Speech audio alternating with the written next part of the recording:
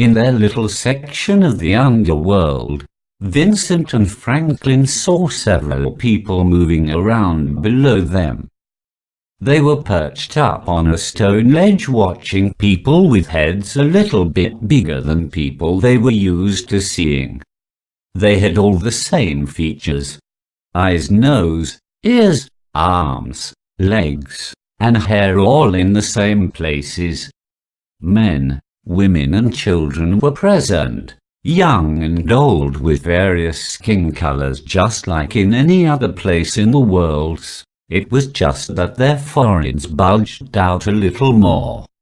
There must be something about the larger heads that gave them an advantage over the other worlds. These people had managed to create something a little bit more than the images of the primitive dwellings that were being sent to them from the other keepers. While the other worlds were camping out in their makeshift buildings, these people were creating an underground city using mostly materials at hand. Houses chiseled directly into the rock walls of the cave extended upwards 4 or 5 stories, with access to each floor provided by stone staircases carved out at each end of the structure.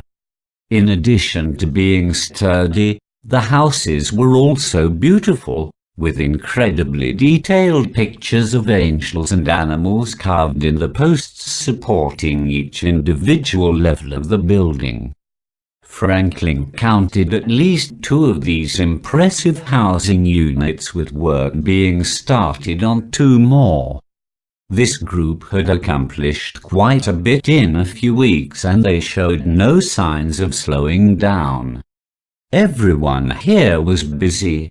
In fact, Vincent was getting tired just watching them carving, lifting and carrying things.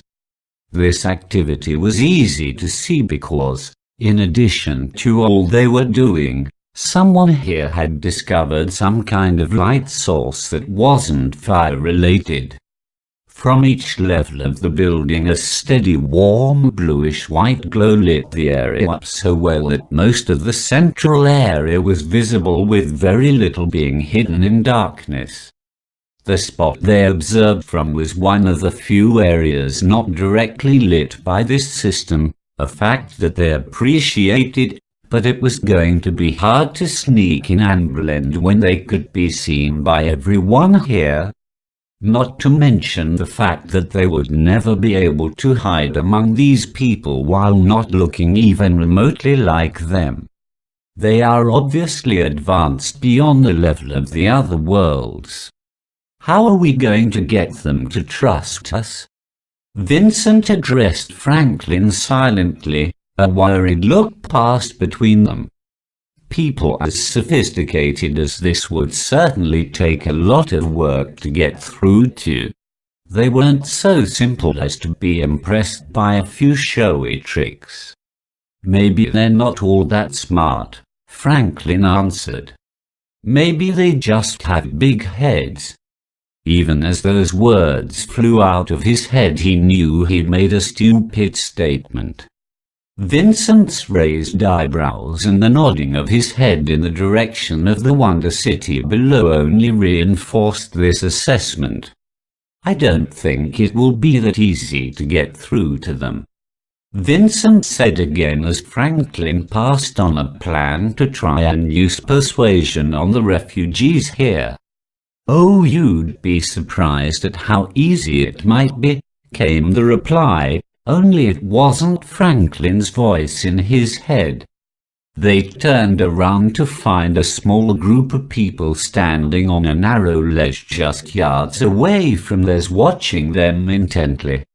Franklin stood quickly, anxious to keep Vincent from moving toward the group. They certainly didn't need any deaths to occur right now. They were here to help these people, not create enemies.